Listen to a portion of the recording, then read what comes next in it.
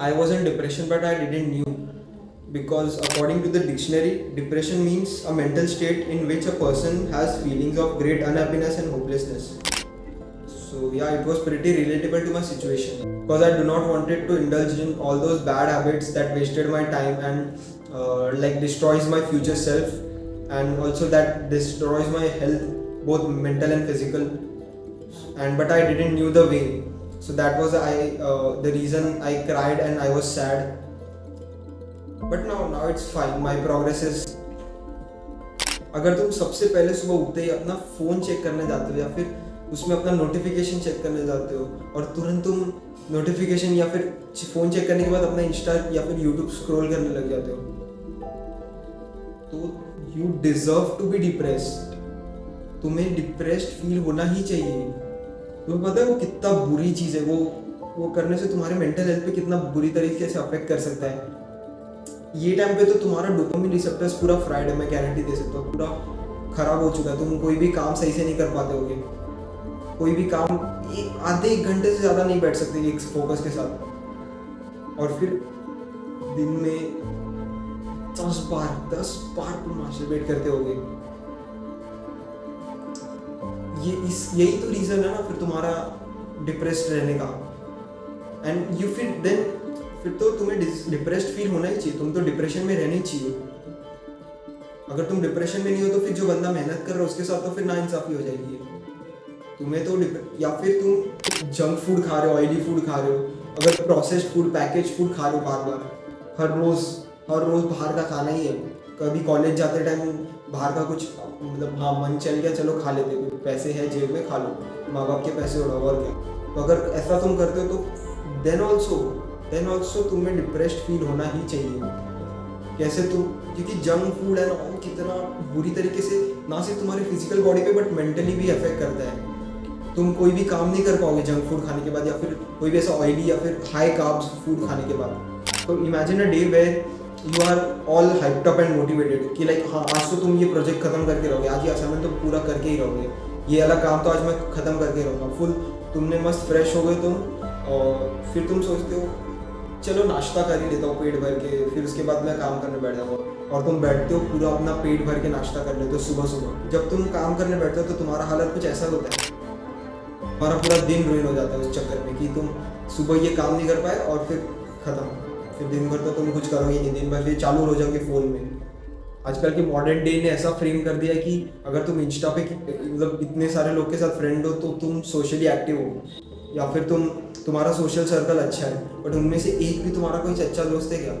ये इंस्टा या फिर यहाँ ये सब प्लेटफॉर्म पे कनेक्ट करके तुम सोशली बॉन्ड नहीं बना सकते. एक्चुअल में रियल लाइफ में जब तुम उतरोगे, जब तुम जाओगे तभी तुम एक सोशल बॉन्ड क्रिएट कर सकते हो. तभी तुम जाके एक फिजिकल जब तो टच होगा या फिर जब फिजिकली जब हम कुछ देखते हैं तब उनसे हम इमोशनली भी कनेक्ट हो जाते हैं. तो ये वर्चुअल स्क्रीन पे देखने से किसी से नहीं कनेक्ट हो सकते तुम. और यही रीज़न है आजकल लोग इतने सारे फॉलोअर्स के साथ भी अकेले हैं, डिप्रेस्ड है. बट मेरा मानना है कि one should deserve the consequences of the action. I repeat what I say. One should deserve the consequences of their action. अगर तुम कुछ बुरा कर रहे हो तो तुम्हें उसका परिणाम तो वही मिलेगा ही. जो जैसा करनी वैसी भरनी. जो तुम बोओगे वही उगेगा. अगर आम के बीज लगा के तुम एक्सपेक्ट करोगे कि अमरूद उग जाए तो ऐसा तो नहीं होगा ना. अगर तुम दिन भर स्क्रॉल करते रहोगे, अगर तुम उठते ही फ़ोन देखोगे, रात को सोते टाइम फ़ोन देखोगे, अगर दिन भर टाइम वेस्ट करोगे अपना, तो फिर ऑब्वियसली डिप्रेशन में रहना. घर पे अकेले बैठे हो, कुछ नहीं कर रहे हो, अकेले में ही बोल रहा हूँ मैं अकेला हूँ. ये कोई बात हुआ क्या?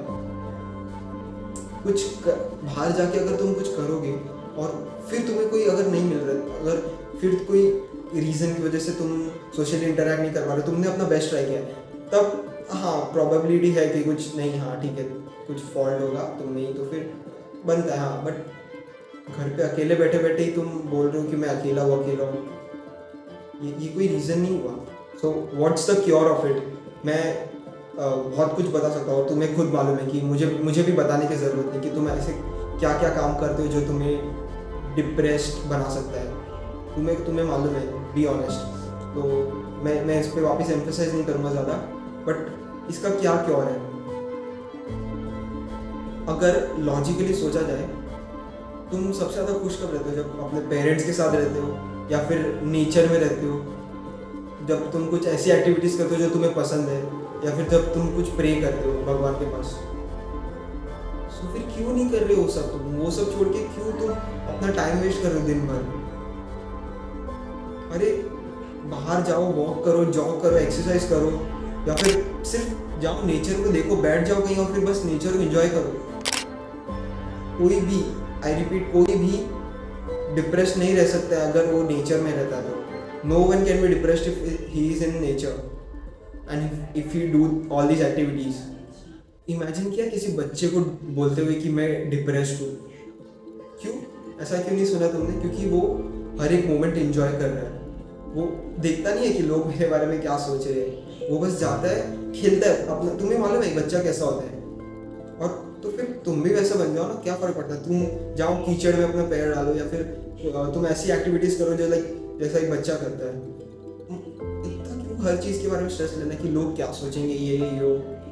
एंड देन फिर ये भी एक बहुत बड़ा रीज़न होता है डिप्रेशन का कि मुझे पता नहीं है कि मुझे क्या करना है ज़िंदगी में, या फिर मुझे मेरा काम क्या है वो नहीं पता है। तो ऐसे एक्टिविटीज़ करो, ऐसे नई नई चीज़ें ट्राई करो, और फिर ऐसे चीज़ों को ढूंढो जो तुम्हें करके मज़ा आता हो, तुम इंजॉय करते हो। तुम्हें वो, जब तुम वो चीज़ करते हो तो तुम्हें आजू बाजू का कुछ ऐसा मालूम नहीं पड़ता है कि टाइम कैसे जा रहा है। तो वैसी चीज़ें करो ज़्यादा, बहुत कुछ नया नया ट्राई करो, कुछ इंस्ट्रूमेंट सीखना ट्राई करो, कुछ क्रिएटिव एक्टिविटी करो, और अपना पर्पस फाइंड करने पे अपना टाइम बिताओ, ना कि स्क्रॉल करने पे। और उस चीज़ पे काम करो, पर्पस पे काम करो।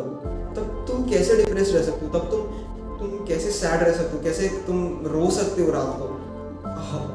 मैं गारंटी देता हूँ, अगर कोई अपने पर्पस पे काम कर रहा है और अगर ये सब एक्टिविटीज़ कर रहा है, वो 24 घंटे पूरे दिन हमेशा वो खुश रह सकता है। बट एक मैं अल्टीमेट क्योर बताऊँ, ये क्योर का भी क्योर है, ये हर एक चीज़ का सॉल्यूशन है, and that is to read Bhagavad Gita. अगर तुम भगवद गीता पढ़ रहे हो तो मेरी बात मानो, तुम कभी भी डिप्रेशन में नहीं रह सकते। वो पढ़ के एक अलग ही पीस मिलता है, अलग ही सुकून है उसको पढ़ के। एंड फिर वही बात, गुरुकुल में बच्चों को सिखाई, जब छोटे से ही थे, वो 10 साल के अंदर से थे, तब उनको सिखाते थे कि कैसे अपने माइंड को कंट्रोल कर सकते हैं। और उस टाइम पे उनको बता देते थे कि लाइफ का पर्पस है मोक्ष, to reach God, to reach enlightenment. अगर उनको बचपन से इतना कुछ, मतलब जब गुरु इतने संस्कार देते थे, तब तो फिर वो, मेरे को नहीं लगता आगे जाके कहीं बिगड़ भी सकते हैं, या फिर वो ऐसी स्टेट पे जा सकते हैं जिन्हें, मतलब उन्हें मालूम नहीं है कि उन्हें क्या करना है लाइफ में।